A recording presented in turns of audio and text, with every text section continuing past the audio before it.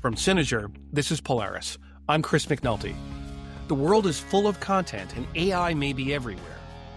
Getting general answers to common questions is one thing, but turning a flood of information into specialized knowledge becomes the critical competitive advantage for information-based industries. How to move forward? We'll look at that with our guest today, Gabe Karawani. This is Polaris. Welcome to Polaris Pathways. I'm your host, Chris McNulty, Chief Technology Officer at Synozur. Synozur, the transformation company, reimagines business for our clients, navigating strategies and leadership culture with ease. Today, I'm happy to introduce Gabriel Karawani, co-founder and director at ClearPeople, a company at the forefront of intelligent knowledge platforms. Gabe has over 2 decades of experience in technology and knowledge management, and he currently leads the vision behind the Atlas Intelligent Knowledge Platform. He'll join us in a few minutes. But let's define our terms and our data points. As usual, our reading list and references will be included in the show notes. Organizations today are awash in AI tools, yet employees often struggle with fragmented information. Knowledge workers juggle numerous apps and spend significant time just searching and switching between systems, incurring what experts call the toggle tax. A Harvard Business Review study found the average digital worker navigates 1,200 website and app toggles per day, spending nearly 4 hours each week reorienting after switches. That adds up to about 5 work weeks per year, about 9% of annual work time lost to context switching. Likewise, employees waste 59 minutes per day searching for information across scattered data silos. These numbers underline the core issue. Productivity is leaking in our current digital workplaces due to siloed knowledge and tools. And the first wave of AI isn't helping. It just often introduced more silos. Every new AI assistant or platform typically came with its own data set and interface. As a result, most organizations wound up with islands of AI that don't talk to each other. If you need to prepare for a client meeting by going into Copilot, HubSpot, Salesforce, ServiceNow, and SAP, that's a lot of context switching. That Synozur research, based in part on data from the Harvard Business Review, shows that the productivity drain from knowledge worker task switching will reach a staggering $279.5 billion this year. So integrating AI tools and the knowledge they hold is becoming a top priority. As I've written about previously, 2025 is the year for interconnected AI, or as we call it, omni-AI. Businesses are increasingly demanding AI that bases its answers on integrated data and integrated chatbots, moving beyond single source systems like Gemini and Copilot. Omni-AI is based on 2 approaches that are not mutually exclusive: content integration and federated chat and agent interfaces. Omni-AI creates more cohesive knowledge systems for better decisions and employee effectiveness, but it will demand a consistent way to connect content sources and agents. Since I first wrote about Omni-AI last October, the industry has developed 2 new open protocols: Model Context Protocol, or MCP, and Agent-to-Agent, or A2A communication. More than just another set of TLAs, 3-letter acronyms, these emerging standards are poised to fundamentally change how AI systems interact and collaborate. The future of AI and knowledge management is promising but challenging. Technologies like MCP and A2A suggest AI could become a universal assistant for employees, accessing necessary information across systems and eliminating broken searches. However, achieving this requires investment in data integration, security, and privacy, along with building a culture of documented and shared knowledge. I've spoken about this long enough. Gabe is waiting in the virtual green room, so let's go.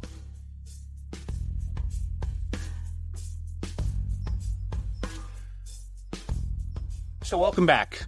Today, I'm excited to introduce our next guest, Gabriel Karawani, who's joining us live from London. So welcome, Gabe. It's great to have you here in Polaris. Thank you very much, Chris. I'm really pleased to be here today. So although you and I have known each other for years, the audience doesn't. Could you just take a minute to introduce yourself, what you do at ClearPeople, the journey that's brought you there? Yeah, thanks, Chris. Yeah, it's been a bit of a journey. I think we must have started conversations. It's got to be at least 10 years ago. So my journey with Clear People, one of two co-founders in Clear People, we founded the company back in 2003, and we were very much sort of focused on delivering a fantastic service, classic sort of consulting services in the Microsoft space. Delivered a lot of super solutions in sort of the space of SharePoint, document management, intranets, knowledge management systems. Rolling fast forward, we sort of got to a point where we felt we were sort of doing the same thing again and again. And we sort of stepped back and said, hey, is this what we want to continue doing? So about 5 years ago, we took this plunge and we pivoted basically the company towards a product company. What we realized at the time is that we were dealing with a set of challenges again and again across our customer base that we really felt we had a lot of IP for, and that we could deal with in a much better, much more robust, much more enterprise-ready way. And that was really, the start of the Atlas journey about 5 years, just over 5 years ago, actually. So let's talk a little bit about that. So for the audience, what is Atlas? Yeah, that's a really good question. And of course, on that journey, when you build a product, the product, of course, there's a vision for your product, right? And while you're building against that vision and delivering and getting your customer feedback, the market also changes a lot. So what we say today, inherently, is describing the product as we set it out to be back then. But the messaging is different because how the market has shifted around us. And before sort of explain exactly what the product is, what's really interesting, we were really battling with this in the beginning because we were probably describing a product that the market wasn't quite ready for. And what's happened since is that the market has basically caught up with what we are describing. So we're now finding ourselves describing our product, describing a set of features, and people go, yeah, that's what I need. Whereas before we had sort of had to tell people, you're going to have this problem, right? But the way we describe Atlas today is think of it as your ultimate knowledge assistant, right? It instantly connects you to the right knowledge, the right insights, and the experts that are inside of your organization or outside of your organization within the Microsoft 365 tools that you already use. And so what sets Atlas apart is how it automatically captures, classifies, and connects knowledge at scale. So we talk about, for instance, robust AI orchestration. We talk about Atlas delivering precise, context-aware AI answers that you can trust. And what we're seeing is fantastic feedback from our portfolio of clients, very much inside of, say, professional services, law firms, large engineering and insurance, from boutique firms, maybe UK and US, to large international firms. We're seeing that it empowers their teams to improve productivity, enhance client service, and basically also maximize the 365 investment. So what's fascinating about that, Gabe, is I've known many companies that have tried the pivot from being a services company to being a product company, and that's not easy. What made it successful for you? Because not every company is successful at that journey. Naivety. Really? How so? Yeah. Well, I mean, I think you said it. It's not easy, and I think when you go into this kind of stuff, you got to be a little bit. You got to be a little bit naive. You got to really believe in yourself, and maybe that's naive sometimes, right? You got to be, we're going to do this. But when you're in the middle of it, and you're looking at this hole where you're just pouring your investment in, right? Well, as you're building your product, you're investing in your product, and you're taking your existing client base and on a journey, but you're also trying to connect to new clients with this new offering. It's a very long, hard slog. Of course, there's different ways of doing it. We've bootstrapped, so we've bootstrapped all the way along. And of course, that can be quite scary at times. So I think there's a little bit of, part of that recipe does definitely include a bit of naivety. Otherwise, you might just never do it, right? Right. If you knew how scary it was going to be. So, there's things that obviously that you've learned along the way, and I'm going to kind of pivot that to where the enterprise is today when you look at AI. AI is obviously a big piece of what makes Atlas successful. And it's something that I think everyone is pursuing, but there's a lot of misunderstandings that are out there. When you're out talking to clients and prospects, what are some of the things that you're hearing that might be misconceptions or naivete about AI? Sure. Yeah, there's a lot of that. And I think it comes, and you can slice this one up in different types of misconceptions. There is we talk generally about AI, right? And 99% of the times right now, you mean generative AI, so Gen AI, right? So that's number one, but people will sort of be referring to all sorts of AI under the same bucket. And we've got to realize, of course, you and I were working on stuff together with topics and syntaxes, and that was AI. There's different types of AI that we've all been working with. And some of these things, they work really, really well in a very, very narrow scope. But when we're talking about Gen AI, I think the misconceptions, because of the hype, because of the excitement, which I totally get, right? It really became this sort of thing. The answer is Gen AI, but what's the problem, right? So people really didn't. People sort of fell into this trap, thinking that it was just going to solve lots of problems that Gen AI was not really designed to solve. The reality is, let's take it from the knowledge perspective where we operate a lot, right? So we've got an organization, we've got lots of information inside the organization, but we've never really taken care of it, as an example, right?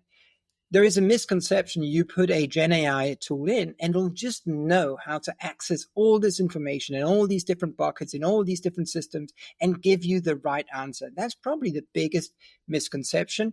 And maybe that's also a type of naivety. It's a type of misunderstanding that this AI is actually intelligent, which it's not. One of the things I've found is a great example to share with our customers who are trying to wrap their head around what an agent is. Sure. I love to point to an example of there's agents we've been using for many years without calling them that. And that's when you are dialing into some customer service line and a voice pops up that says, "Hey, before I connect you to someone, why don't you tell me what you want and I'll try to answer it for you." Annoying. And what most of us try to figure out is what do I say to confuse it enough that it says, "Let me get someone for you," right? Yeah. I think I always start by saying, "Speak to agent." That's what I say. Right. And I do think that it's not as much. That's not as much a problem with technology as it is with the information that's being fed into that technology. Right. Yeah. I think if you think about what voice systems were doing 10 plus years ago, Alexa is very good at knowing I want to turn the main kitchen lights on, but if I say turn the lights on in the kitchen, it didn't understand it. So AI has gotten better at those things, but it's still only as good as what you get. The intersection of knowledge and AI, what is going on there? What needs to be true for knowledge-based AI to be successful? Yeah, I think that's a really good question. I can give an example there, which I actually was articulated really well to me by a client of ours. So this is a very large global consultancy, and they give advice to their clients on all sorts of things, including, for instance, tax. And the CTO there was saying his problem with a lot of the AI tools that he was trying out is really that as a user within the organization, the average user has actually got access to too much, right?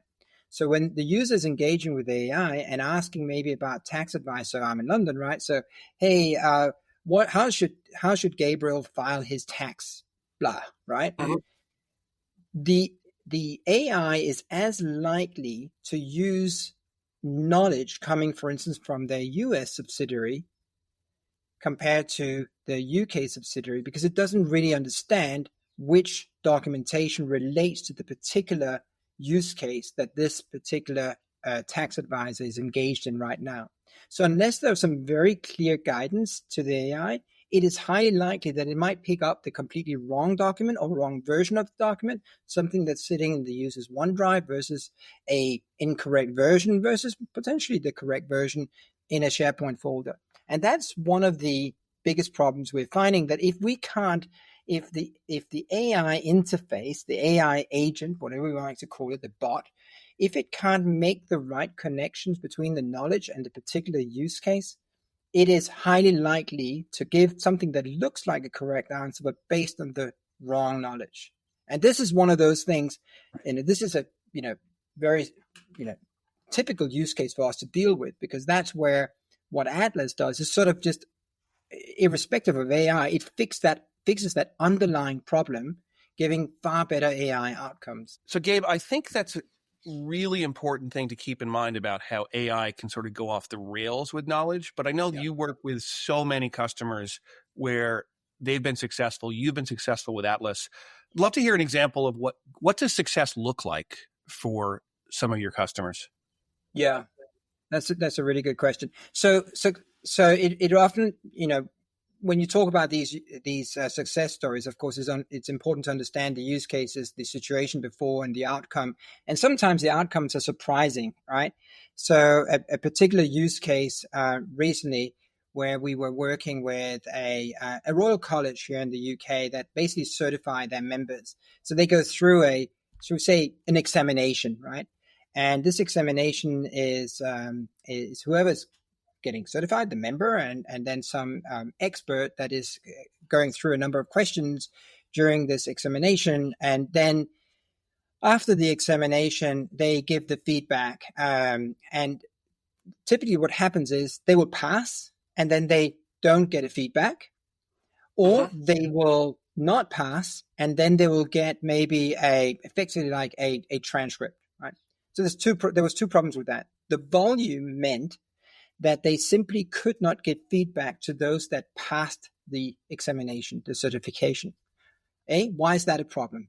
It's a problem because I might get a score, I'm making it up, of 75%, which means I pass, but I don't know where I need to improve. I don't know where my 25% of improvement lies. B, I might fail and I get less than, 65%. And I get a transcript, but the transcript will then be very varied in the tone of voice, etc., etc. And depending on the field, the specific field that I'm examined within. And what this particular client was able to do was to use the AI interface, so Atlas, the Atlas Knowledge Assistant, to run over all the transcripts and give very condensed, accurate type of responses, so both to those that passed and those that failed, but also in a consistent tone of voice aligned with how the Royal College wished to respond to the members. Because one of the problems is here that the experts will come from different cultural backgrounds. They'll come from different backgrounds in terms of how they were taken through the journey. And some will be very harsh, like, oh, you're just not good enough, like literally say things like that. And others will be basically nearly too soft and not give enough feedback at all. So they were really able to align all that and deliver this at speed and at scale, and basically be able to do this consistently across the whole base, including giving feedback to those that passed, which was incredibly valuable. Now, so this is a great news. Go ahead. Yeah. So is that because they had their own specialized set of knowledge that they're feeding into it about how to respond, or is it just that's what AI does? Yeah. No, so that is because they had a whole set of guidance documents in terms of the model answers, the type of responses to get, the format of the response that was supposed to be given. So a whole set of guidance documentation in terms of how do you actually treat each of these exams, and how do you go through the questions and answers in a structured way. So there was in another organization, this might just simply be called example templates or precedents in a law firm or whatever it might be called, right? So that gave them a phenomenal outcome, saving them, bucket loads of time, meaning they could get through, and they can now get through all these examination responses.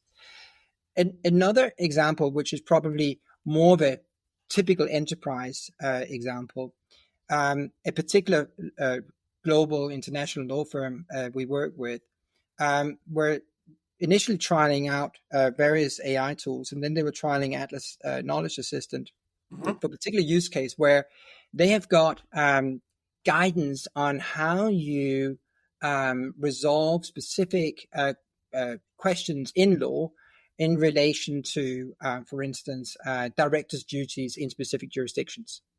And one of the problems, generally speaking, when you feed the documentation into the AI would be that it can't really necessarily understand if a document is talking both about, let's say, Hong Kong and Singapore within the same document. It wouldn't necessarily know that Hong Kong might be the jurisdiction of the particular legal guidance, but there is a mention of Singapore at the same time. Now, what Atlas does is it tags up everything. So the tagging of the jurisdiction relating to that particular knowledge gives AI the grounding to know this is related to specific legal jurisdiction, while Singapore might actually be mentioned in the document.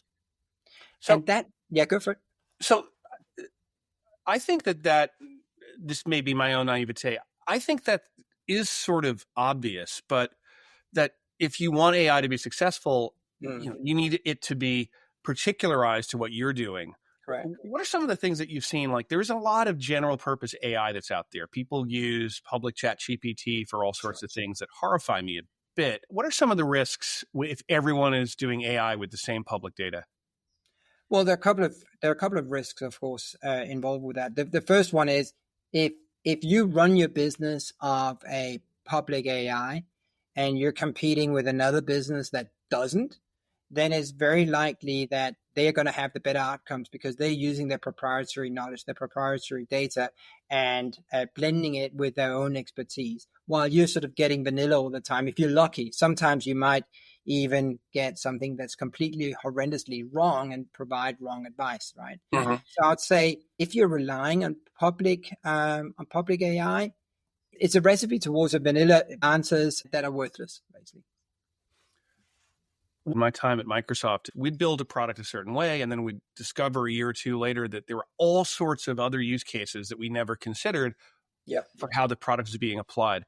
Atlas is a broadly applicable tool. What are some of the things that you may have seen that are surprising to you about how people have been successful with Atlas? So because Atlas, the way Atlas is built, it's not all about the AI. In fact, I mean, Atlas was built as a knowledge-centric platform. Sure. We can build out, you can build out a lot of use cases depending on your organization. What the biggest surprise I would say that we've seen is that a lot of customers have taken Atlas on board and built more learning journeys than we ever imagined. So there's a big overlay between knowledge management and learning, and we have seen a lot of our customers really adopt that and create these learning journeys within Atlas. The other thing we have seen, which really sort of excites me, is how customers have taken on board the fact that you can build out what we call workspace templates, so that when you are starting to work at scale within 365 and, say, for instance, create teams, we're seeing that people are really starting to take on board this idea of teams for very specific purposes that therefore Atlas knows about, and everything is tagged within these teams. And they then have these outstanding search experiences that really understand that, hey, there's a document inside a particular team that I didn't even know existed, a team that I didn't even know was related to the same project that I'm working on, and I'm now seeing these search results. I think initially we did not expect that to take off as much as it has. We have then also seen organizations, because we were so focused on professional services, we've seen organizations such as engineering organization really take Atlas on board because of how they can centralize a lot of their product information and engineering type of data and target very specific engineering functions. Again, these are just scenarios that we hadn't necessarily thought through in the early days. Are there ways that you've seen that now it's possible to connect people based on shared knowledge interests, or is that still something that's absolutely pie in the sky? Absolutely. And actually, I mean, that sort of continues on the question you asked before. because within our platform, the expertise directories that we're now delivering are opening up a whole suite of possibilities. Funny enough, it was we've had people directory in Atlas from day one, but the sort of retirement of Viva Topics sort of sparked a number of things on our side. We thought, there are some things here that are going to be missed from Viva Topics disappearing, and so we sort of doubled down on that people experience. And what you can now do is you can have these people directory experience where you can literally pivot on a particular field on a card on a people card, right? So imagine that I've got a people card, says Chris McNulty, and it might say, for instance, Department Polaris, right? So if I click on that, I will literally in an instant see everybody else in that particular department. But then I might see someone who is an expert in running podcasts. I click on that, and I'm now connected to all the people that run podcasts. So you can keep on pivoting through your people and expertise directory in this way. We've spoken before about the importance to make sure security concerns are being respected, but there's a few others I've been reading a lot about. Is the importance of ethical considerations. So how do you think about the ethical implications of using AI to automate certain processes? This is a big one. When we originally set out and we considered our AI journey and how we wanted to orchestrate the use of AI, the ethical consideration was a big one.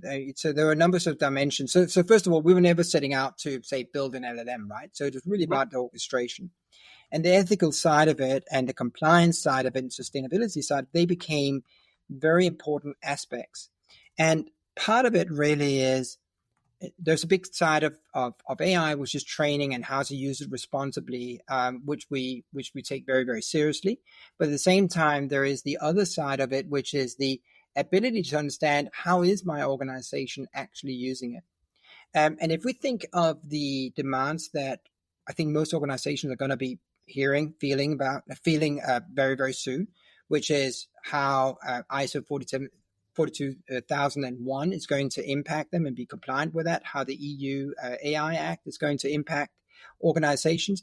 These are all considerations you have to take into account. So what we did was we wanted the organization to be able to have complete transparency and visibility of what's going on, but also the individual users to be able to take responsibility of their actions. And what we mean by that is that when you engage with the knowledge assistant, we give you, for instance, citations in the context of where you are, where you can see exactly how that content how it's derived from the original source. Mm-hmm. It also means that we can be far more transparent down to the level of if an answer is not the right answer, maybe it's a biased answer, you can give thumbs up and thumbs down. And when you give thumbs down, you can provide an additional piece of feedback. We see this in a number of other AI tools, of course. But because of the way that we are grounding these interactions in what we call knowledge collections, each knowledge collection will have a set of owners. It'll have a set of auditors in addition to the audience of the knowledge collection itself, right? Now, the owners and the auditors are able to go through the actual feedback in a very visual and a very user-friendly way. They're simply, I own a knowledge collection. It's about the use of, about HR policies. I can go in and I can have a look at the feedback I'm getting. So I can address issues very, very early in the process. I've got complete transparency all the way through, but I can also improve, of course, on my interactions because we can make smaller. The customer can, without technical assistance, make small adjustments to how the interaction with the AI is working. With any new technology, there's great success stories, but how do you prove that it's successful? Yeah. So what are some of the things that you found that your customers look to measure the successful impacts and outcomes that they have? The basics, the hygiene factors are typically around, can I find content faster? It's such an old one, you could say, but it's still probably the main problem that customers come to us with. our users can't find anything. They're jumping too much from app to app. They're jumping they're jumping from one search experience to another search experience. They're finding too much. They're finding too little. They're finding nothing. So I think, an absolute hygiene success factor that we're seeing is, actually, I just spoke to a customer earlier today, and we were told that the experience and the feedback from the users in terms of the search alone was phenomenal. So, okay, what does that mean? I mean, give me some numbers, right? This is what we try to do always. And they say, well, they estimate based on their initial sort of feedback and what they're saying, that is 10 times faster. Okay, that is great. But then when they elaborated, they were sort of going into the important bits. Not only can I search and I get great search results, but I can also, as a user, I can much easier refine my results down to the things that matter to me. So this one is probably not going to go away for a while. It's one of those that, one of those challenges that we love solving, but we've been solving that for a long time. That gives you sort of a direct ROI. Now, when it comes to more sort of modern use cases and modern ways of working, I think another success story and where we're seeing great outcomes is our customers buy into the vision of Atlas, because what they want their users to experience is they want to experience the access and the availability of knowledge in the flow of their work. So the users are reducing their frustration in terms of having to move out of where they're working, for instance, inside, say, a Teams channel. But they are also becoming more productive by not having to do the application switching. And sometimes, in fact, very often with Atlas, not even having to do a search, because the content lands in context in the place of their work, such as, for instance, a team. And this year it's very, very difficult to measure actual numbers on that, because it's not a like for like compared to before. But we're hearing from customers that this is driving their productivity up, but also just the satisfaction working with the system. When it comes to AI, this is, I would say, too early days to start giving really exact sort of, what was in Microsoft, where we're saying something about pizzas and free lunch or whatever it was, statements like that, who knows. But what we are seeing is that the AI outcomes from a just pure scoring, from a pure scoring perspective, is scoring better than, let's call it, the general productivity type of tool that you might find, AI tool that you might find within your Microsoft 365 tenant. We're seeing consistently better scores in terms of precise AI outcomes. So, Gabe, obviously you have a lot of knowledge about knowledge management and all of the ways that it can impact business today. What are some of the things that you're aware of that our audience might not be, that you'd love to share with them? Well, knowledge management inherently has always had a bunch of challenges that we're still all in the knowledge management community. There are some real experts in this field. I come more from a vendor and technology side, but there are some consistent problems and consistent challenges that I think are out there that many don't necessarily realize. And the one maybe to pick up on right now is this problem of tacit knowledge, right? Tacit knowledge is what sits, for instance, inside our heads. It's the thing that's really difficult necessarily to get down on paper. You might not even say it out loud, right? And it's even more unlikely you'll put it down on paper. And this is one of the biggest gaps, I would say, in sort of the world of knowledge management. How do you crack that particular problem? And this is also a really interesting field, right? Because if you can start tapping into some of this tacit knowledge, even if you can just get a few % of that tacit knowledge out, it would add a lot of value. And in fact, a fantastic use case there. Again, a customer comes up with this because they've got the Atlas platform, and we didn't necessarily design it like this, but this is what the customer did. The customer sort of said, hey, I want to make a knowledge drop for my senior partners in this particular law firm. I want to make it super easy for them just to sort of share some knowledge in, remove all the friction, and then I want to treat that knowledge that they're sharing, and this could literally just be an email with a couple of attachments. When they're sharing this information, I will then treat the knowledge afterwards. Now, that's not exactly dealing with the core tacit knowledge problem, but it's starting to chip away at the problem. Because one of the fundamental problems with knowledge management is capturing knowledge easily from people. And the closer you can get to them in the flow of their work and the more friction you can remove from the capture, the closer you're getting to solving that tacit knowledge problem. And in this particular case, it was simply like, hey, if you can just jot some ideas down in an email with a couple of attachments, we'll do the rest, right? And the system and the AI is actually doing the rest of it. One of the stories you shared with me was about law firms where you have partners retiring, and there's so much tacit knowledge that they have, and setting up systems for post-retirement.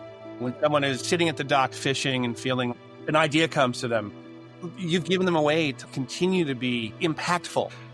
Gabe Karawani, he's the co-founder and director at Clear People. Latest version of Atlas is available now. Thanks for joining us. We'll be right back.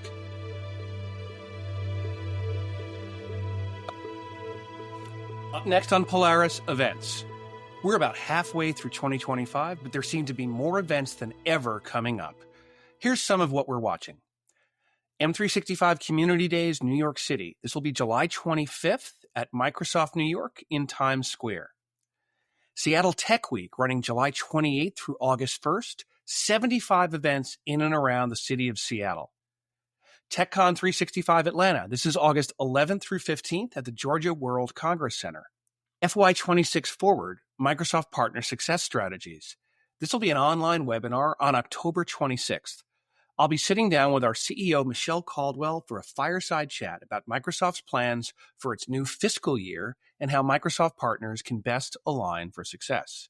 TribalNet, happening September 14th in Reno, Nevada. And the Vancouver AI Summit, October 20th at Vancouver in British Columbia, Canada. Closing out the year, we're looking ahead to TechCon Dallas and Microsoft Ignite this November, as well as ESPC 25 this December in Dublin, Ireland. We'll have more details later in the year. We'll have links to everything we talked about and more in the show notes. You can learn more at Synozur.com/events, and we'll add more events throughout the rest of the year. And if you have an upcoming event you'd like us to promote on Polaris, please get in touch and we'd be happy to include it. Well, that's a wrap for another episode. I'd like to thank our guest, Gabe Karawani, for joining us and sharing his thoughts on AI and knowledge systems. We encourage you to check out our show page for links to everything we talked about today and more. Visit us at polaris.synozur.com.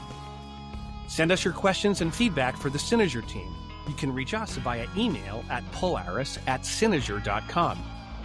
Remember to rate, review, and tell all your friends about the show. And follow us wherever you get your favorite podcasts. Polaris is produced with help from Riverside FM. Our theme song, Alternative Dream, is provided courtesy of Adobe. Additional music and sound provided by Indie Guy Records. Graphic design by Josh Brantley. Thanks for listening. I'm Chris McNulty, and this has been Polaris, a show that charts the course for business and technology transformation from Synozur. Learn more at Synozur.com. See you next time.